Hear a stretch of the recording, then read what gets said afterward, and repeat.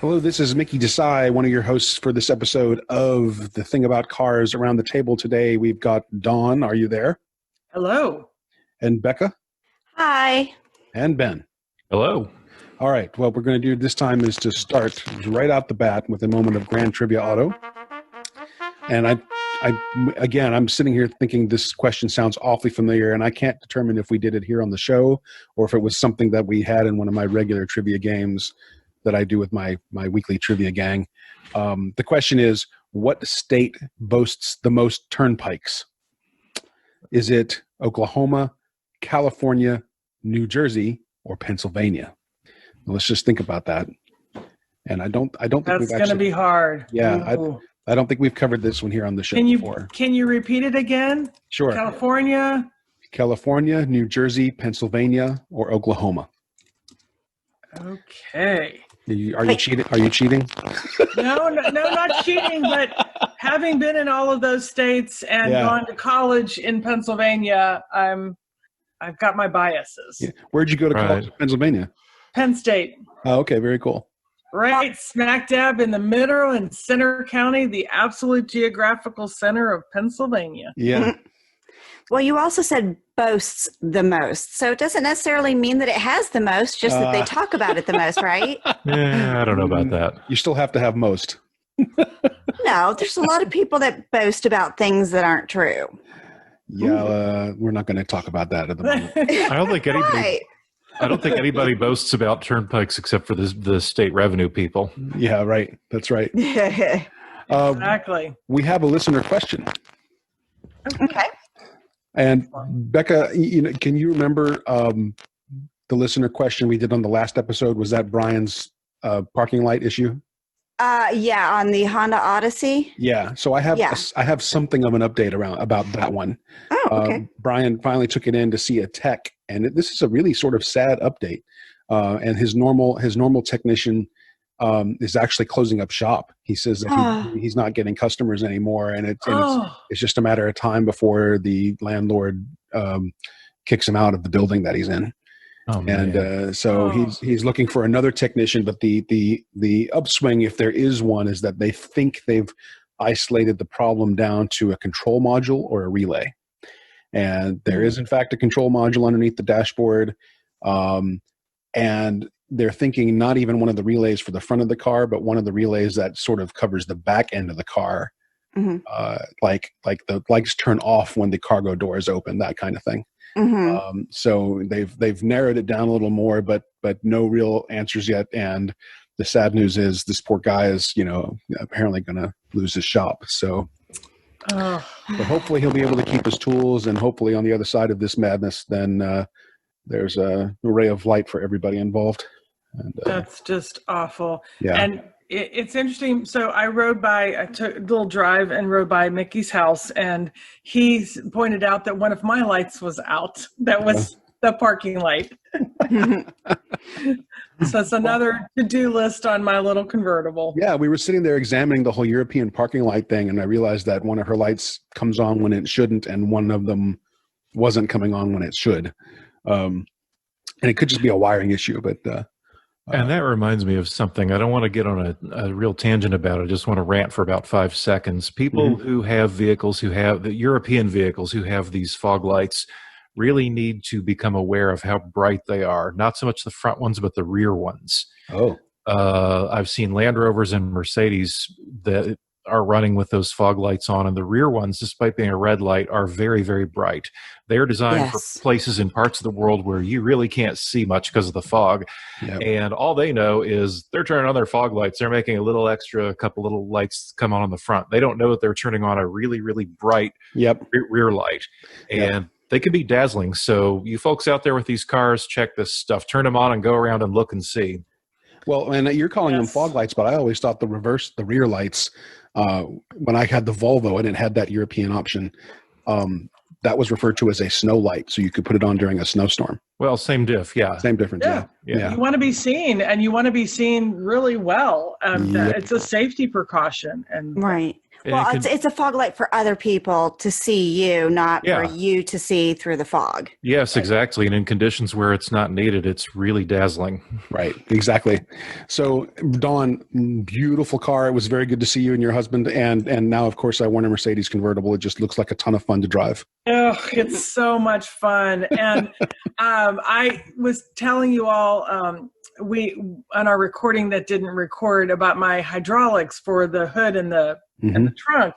And I'm so excited because they came in this week, and now I've got a little project to do this afternoon, get up there under the hood. So and put them in. Excellent. And put them in. And we were also, that was when we were talking about this interesting thing that Amazon has where you can have your garage, and actually you can put in your vehicles, and when you're searching for parts, it actually checks the compatibility with your make and your model and your style.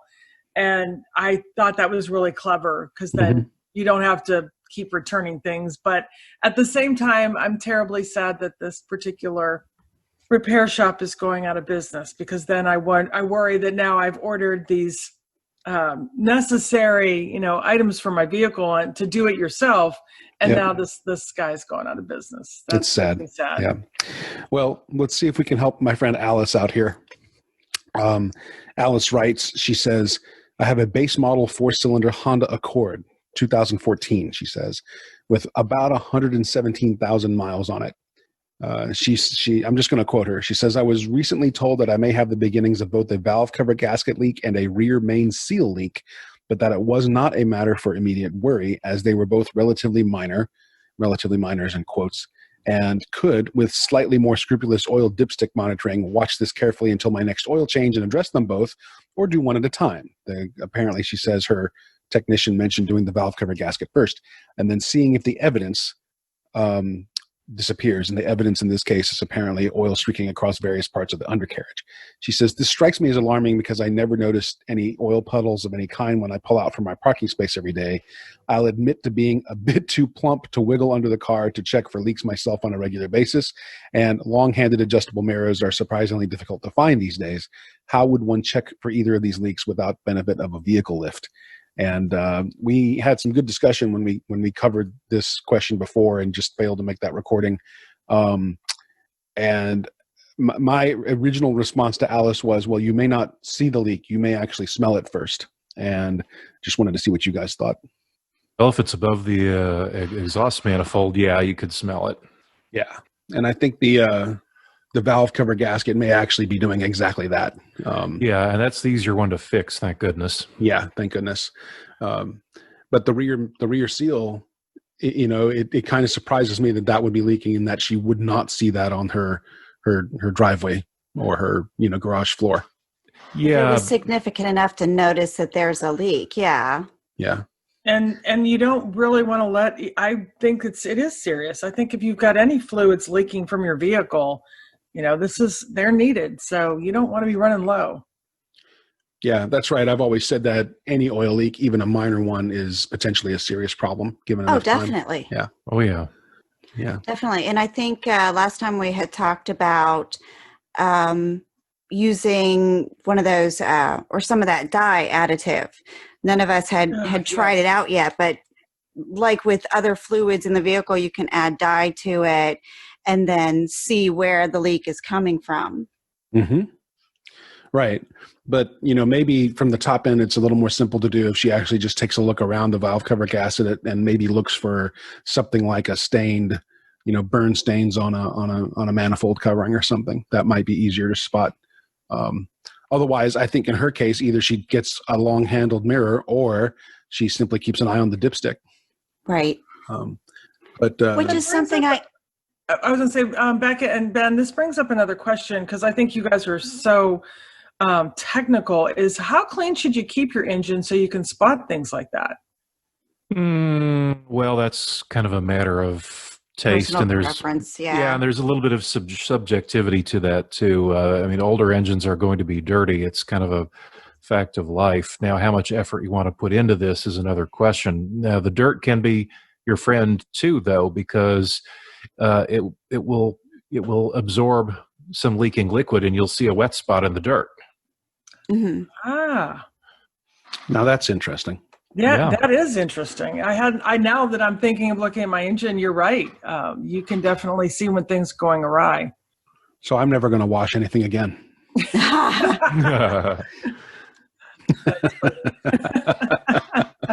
But I mean, you know, the other thing we could suggest to Alice is that she figure out a way to put a big sheet of cardboard or sheets of newspaper held in place by some sort of paperweights and for a day or two just to see what happens. Or craft paper. Yeah, I had mentioned the rolls of craft paper because they're larger rolls of paper. It's kind of like a brown shipping type paper. They're not very expensive. You can always just do 2 side by side and just mark where the tires are. And then that way, you know, is it coming from the front or is it coming more towards the middle? So you have an idea if it's dripping off the engine or if it's coming from where the engine meets the transmission. Just kind of a basic ballpark idea. Right. One corollary too is since the valve cover is at the very top of the engine, a leak from that can often disguise leaks further down because it has to drip past everything else. There are also more things than gaskets and seals at play. There could be breather hoses that are either coming loose or cracking, things like that. There are all kinds of places oil can leak from. So, right. Mm-hmm. Well, Alice, I hope that our ramblings here have helped you in some way. If you end up doing the craft paper thing or spotting a leak from above, let us know what you find, and maybe we can have more tips for you on terms of how to get the valve cover. The valve cover is something you could probably do yourself on that engine, I think. And what year is it again? It's a 2014 Accord. It may be tricky. I don't know that engine specifically, but a lot of modern engines have a lot of things on top of the valve cover. So that's true. I may be speaking out of turn because I had one Honda Prelude when, you know, that was clearly all you had to do was unbolt the valve cover and stick in a new gasket and you were done. On my 2013 Mazda, I can hardly see the valve cover. There's so much stuff that runs above it. Okay. So in any case, Alice, let us know what you find out. I hope it turns into an easy fix or at least a non-issue for you. Let's go to something that Beka had brought up before. The note I had written down was simply Beka's DeLorean. Oh boy.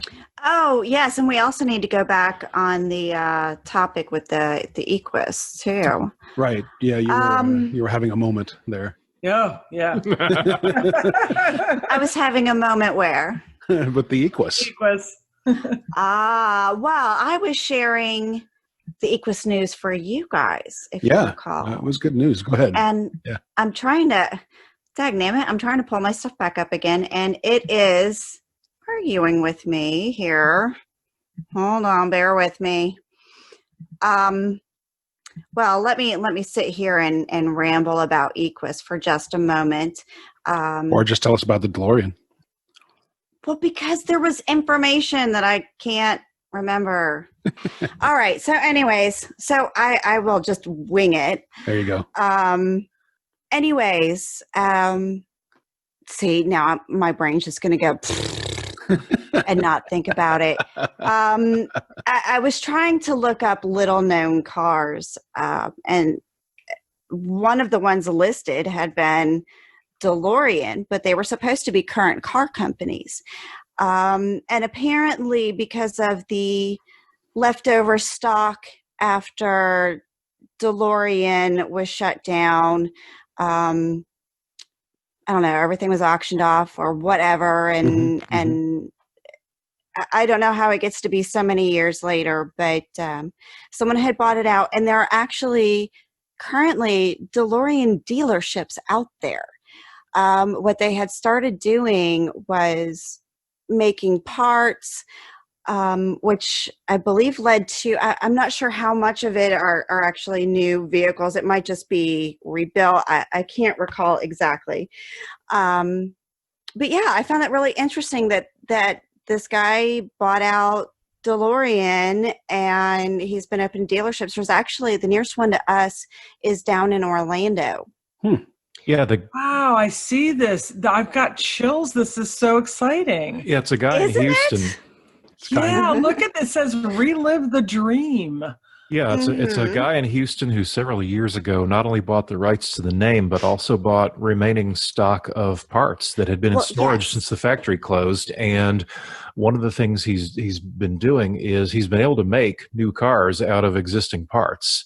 That's And he also can completely. See, that's all I was trying to remember from the write-up that I couldn't pull up. Right, and he can also do complete refurbishments on cars that are out there. But I also have read that he's trying to bring about a brand new DeLorean that is all electric. Oh, yes, that's right. I had seen something about that too.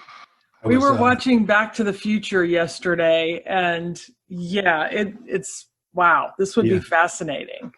If they get the battery life right, I would love to drive one of those. Well, being electric, it becomes super duper easy just to hook up that Mr. Fusion.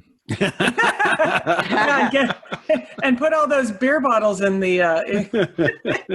What did he call it? I'm trying to remember now. He had the energy generator using all the recyclables. The Mr. Fusion. Mr. Fusion. Mr. Fusion, that's what it was. Right. My I think I remember some banana peels going into that. Yeah, banana peels, the beer, and then he threw the beer can in. I love this. This is why I bought my first car that I purchased with my own money from my first job was a Ford Probe, because to me it looked like the DeLorean. It had that. What? Yeah, if you look at not the front, not the squareness of the front of the car, but if you look at the back and the side, it looked a lot like a DeLorean. That's funny you mentioned that, because a few years ago, from 2010 to 2014, I was the owner of a 1986 Lotus Turbo Esprit, which of course is the James Bond car, and everywhere I went, people thought it was a DeLorean. And to this day, I don't really know why. The only real major styling feature in common on the outside is louvers on the rear hatch. But everywhere I went, nice DeLorean, or is that a DeLorean? I see the similarities, but come on, really, I could never mistake a Lotus for it. And they actually do have some, under the skin, they have some common things. Lotus actually did all the chassis engineering for the DeLorean, and it was largely based on the Esprit chassis, but, the average passerby isn't going to be able to tell that. Right. So wait. Interesting. What does it take for this guy? I mean, there must be a definite big market out there. Oh, yeah. People have kept these. I mean, you're talking about 80s. You're talking about 83, 81. My friends, we have a surprise guest. We do. We do. I'm just going to admit him. Here we go. While he gets his microphone set up. Hello. Yeah. His name, by the way, is also Ben. Oh. So now we have two Bens, two Bekas, two Jens. Who else we got? I think that's it. Two Bens, two Bekas, two Jens. Well, Ronnie, but only one. Right, only one Ronnie. Mr. Wood, how are you, sir? Hello there. You can call me Ronnie if you want. So Ben Wood is an old friend, a very good friend online. He lives up in the Boston area, if I'm not mistaken, and has been a major supporter of the show and a fan of the fun that we have here on the show. And I thought I'd invite him on for a few minutes just to join us and say hi and jump in on one of our conversations. Morning, guys. Well, hi, Ben. Hi there. Hey, Ben. Excellent. Howdy. Ben, what we were just talking about DeLoreans, and when I interrupted, I think who was speaking? Was it Dawn who was speaking about the 80s stock, or was that Ben? 80s, yeah. Just saying, looking at all these, how much stock is out there in terms of this guy, reinvigorating DeLorean Motor Company, and then opening actual locations, and now possibly building a new car. So a new electric version. So if you want an old DeLorean, Ben, there's dealerships around the country. You can actually go get a stainless steel body DeLorean from the 80s, or allegedly they're coming up with a new electric version, which I hope I get to see soon. I'd love to see the mock-ups for that. Yeah. So Ben, what are you driving now? I have a 2017 CRV, and I was listening to you guys a couple of weeks ago when you were sort of poo-pooing how the Hondas are no longer a driving car, and they're more of a utility or more of a tool, which I agree with for the most part, except perhaps this car. This car has blown my mind since the beginning. I love driving. I'm not a real mechanic. I'm more like I can fix stuff if I can learn how to YouTube it. But for the most part, I'm just a driver, and I am absolutely smitten with this car. I've had it for about 6 months now, I guess. Very cool. What makes it fun to drive? Some of the buzzles and whistles. It's got a lot of extras that I like the road assist and driving and stuff, road assist and so forth. But for the most part, it's the handling. I mean, it's a CRV, so it's bigger, but it turns great. It cuts great. It increases in power really quickly. I really dig it. It's just a blast to drive. Huh. It's not something I would have expected to hear about an SUV of any kind. Yeah, and I've owned a lot of smaller, good handling cars, Karma Gears and stuff that are fun to just, get behind the wheel. But this is, by far, so all the cars that I've owned, which has been a lot, I'm old, is just great. I love it. So the main... That's yeah. Go ahead, Beka. Sorry, I was just going to say that's a little bit opposite of mine. My really fun cars, they go fast. They're not really good at... what am I going for? Getting around the tight areas, I guess. But my Jeep Liberty, I call her my nimble little minx because she can just the turning and things on that. So she'll go just about anywhere, just not as fast as the other ones. Yeah, all of Beka's fast cars do fast very well, but they tend to do them in straight lines. Yes. Right. Yeah, this you can if you have a narrowish enough road, maybe one lane each way. I don't have to do a 3-point turn. I can just turn around right in the street. Huh. Oh. Yeah, really good handling. I love this. I was a Honda person since the get-go. I think my mom owned Hondas when I was a kid. Just after the after the Volkswagen phase sort of ended out, we became Honda people. And I bought a 2002 Honda CRV. And when I got rid of it, it had 350,000 miles. It needed a clutch, it needed brakes, and it needed suspension. And I sold it for $5,000. Oh my God! Hey. And I thought that's by reason itself to get another CRV. And I test drove one of the EX, which are just horrible. I couldn't stand that. And then the CRV, the one that I have now, is just fantastic. I love it. So, how much is Honda paying you to say this? Yeah. I'm not getting any kickback. I wish. Well, that's really cool, and thank you for correcting our perception on some of these things. Because I'm driving an older Accord, and I hate to say it, but it's kind of painful, this old thing. But so let's see what's next on our topics list for today. We were talking about the DeLorean. Beka, you want to go on and wax poetic about the Equus? It was something that I had noticed for you guys. You know that I drool all over the original model, the Equus bass, whatever. Right. It's a fish or it's music. I don't know. But no, Equus has come out with a new model. And it is called the Throwback. And I thought it was something that you guys would really enjoy. It is... The styling on it is very, I don't know, amalgamation, I guess. I see Corvette in there. I see Ferrari in there. What were some of the other ones?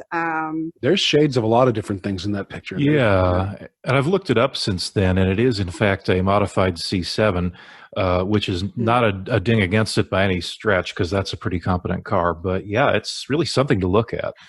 Well, if you remember when I was talking about the base way back when, the one thing that I didn't like about the car was that, yes, they run LS engines.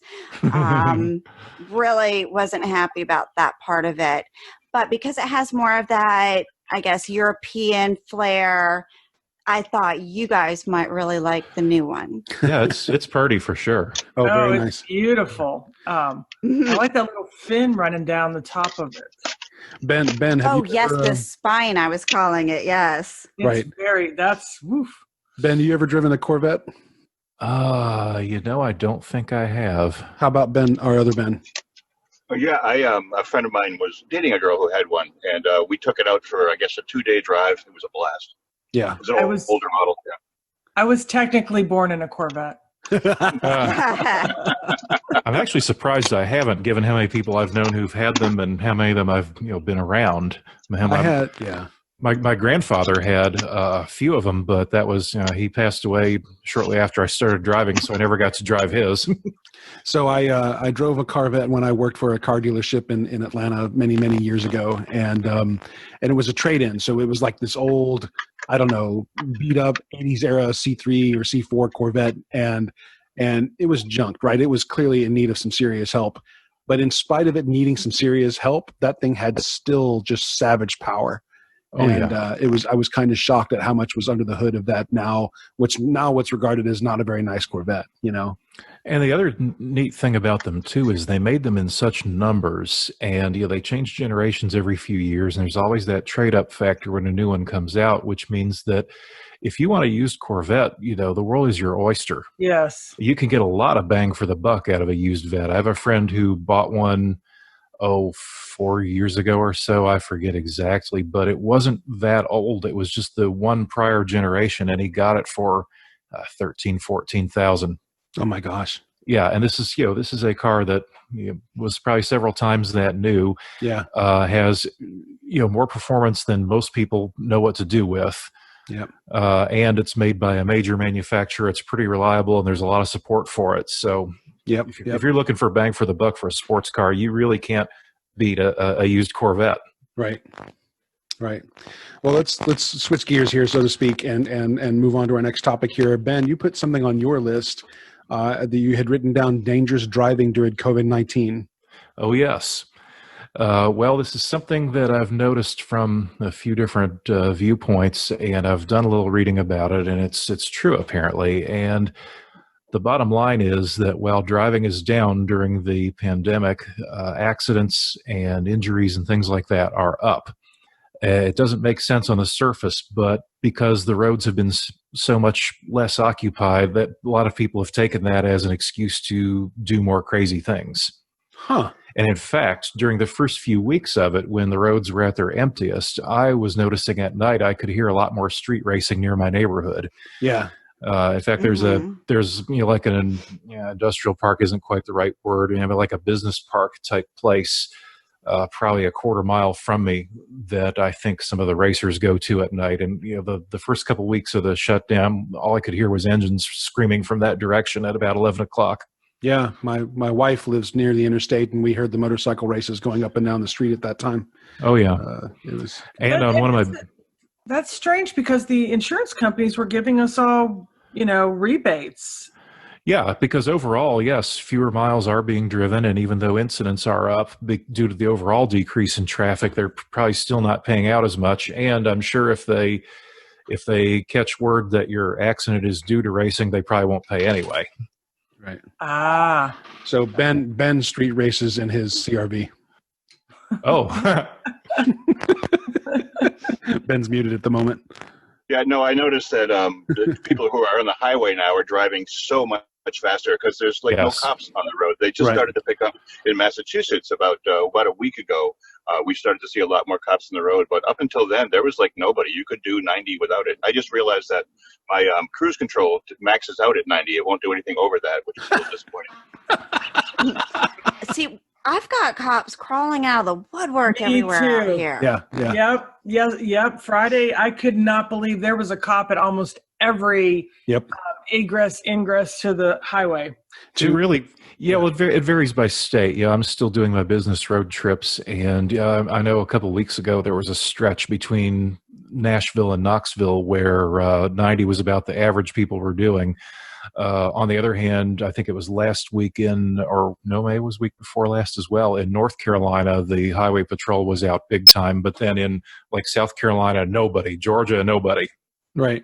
Well, 2 weeks into the pandemic, I took my car out for a spin just to get it breathe a little bit, and I only went one exit. Right, I was not going to go any farther. Just do one exit on the interstate, come home, and I got it. Let's just say well into the 90s. And I'm glad I took that exit because there was a cop underneath it. If I had passed the exit and actually continued, there was a cop underneath that bridge. And that's what I've heard. Same as Beka's story. It's the cops have been out in numbers because they're taking advantage of people who are taking advantage of the empty roads. Yeah.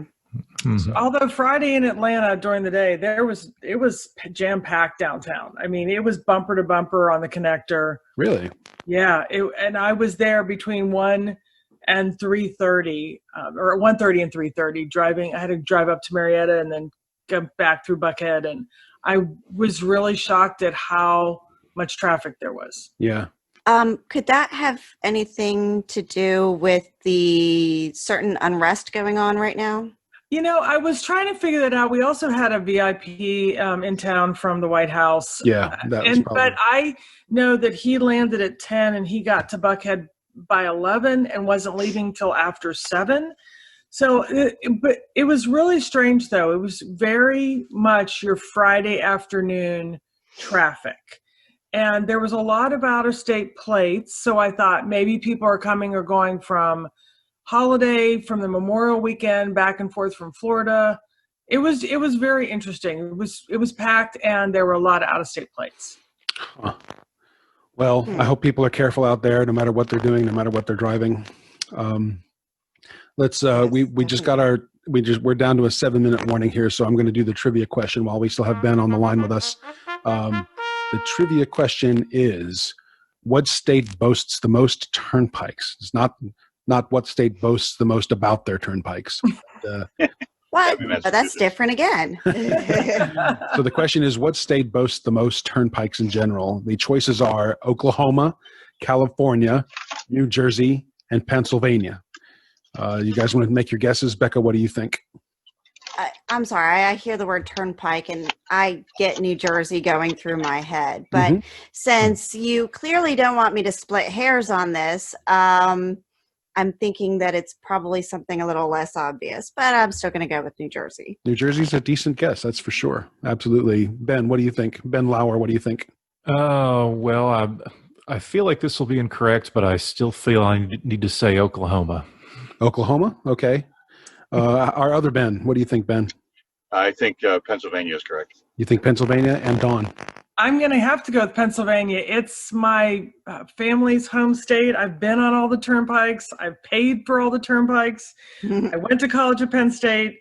And let me tell you what, I'm going with Pennsylvania. Right. Okay, so here's the answer. I'm laughing because I'm thinking I know what Beka's reaction is going to be, but I'm going to read it anyway. Oklahoma has 10 turnpikes with a total of 606 miles of turnpikes across the state. It has 4,342 miles on the national highway system, according to federal data. That means that 14% of Oklahoma's highways are toll roads. Only one state has a higher percentage, and that's New Hampshire at 16.2%. What did you think my reaction was going to be? I thought you were going to split hairs on how they're defining turnpikes. I'm going to split hairs, that's for sure, because Pennsylvania has a ton of turnpikes. Well, I was curious. Big state. It's a really big state. So percentage-wise, that's just, I'm going to split hairs with that. I was curious. Yeah, I was curious about the definitions too, because I know that so many places have toll roads that are basically just urban bypasses and things like that. Yeah, I don't know if those count or not. But I guessed Oklahoma. I thought it was wrong, but I've been on some of Oklahoma's turnpikes, and it kind of shocked me that for such a largely rural state that they had so many. But I think it's because it's a very poor state. Well, the other thing that's fascinating about turnpikes, I was in Pennsylvania last summer, and it's almost all toll boothless, where you buy passes and it just scans your thing, like we have the fast lanes here in Georgia. But then if you don't have one, it just reads your license plate and sends you a bill. Yep. And it's not a ticket. It's just, right. You went through the turnpike and here you go, pay this. And I have a piece of advice about that. If you're driving a rental car, make sure you know how your turnpike toll works, because I did that once. I went on the one around Austin, Texas in a rental car, and I didn't know until it was too late to exit that there was not a cash option. And so, so they took the picture of my plate and they looked up who the car belonged to. It's all done by computers, but the bill went to the rental car company, who then sent the bill to me along with a $75 convenience fee. Same thing happened to me in Denver. On a $6 toll. Yep. Oh my Same God. thing. $50 was the convenience fee. Yeah. That is so not right. Is How does stupid. that make it more convenient? For them? It's convenient for them. Yeah. When I was in Pennsylvania, I got an Easy Pass, and it was cheap. I couldn't believe. I remember tolls being so much more expensive, but having the Easy Pass was like $25, and it lasted for a month. Yeah, and the upside of automated tolling, too, is that getting rid of the booths is a huge safety thing. I've heard so many stories of collisions where somebody just didn't stop in time for the line of cars at the toll booth. Yeah. Yeah. It's the hard part is what they're going through the hybrid. Some of the tolls are still there, and until they really get everything switched over, it'll be a little bit, it's a little dangerous. Yeah. Well, we've got a 2-minute warning happening here. What else do we need to cover in the last 2 minutes? Ben, thank you for joining us from Boston. I'm glad you made it, and I hope you get to join us again sometime. It's a pleasure joining, and I'm honored to be with you guys. Thank you. Yeah, we'll look forward to doing that again. Yeah, thanks definitely. for being here. To the rest of our family of friends and listeners, please do join us again for another episode. You can always send us feedback and suggestions for topics via our website. That's thethingaboutcars.com. In the meantime, we hope you and yours are all safe and healthy, and we'll see you soon. Bye-bye. Bye. Later. So long. Thank you for listening. This has been The Thing About Cars. We'll see you on the road.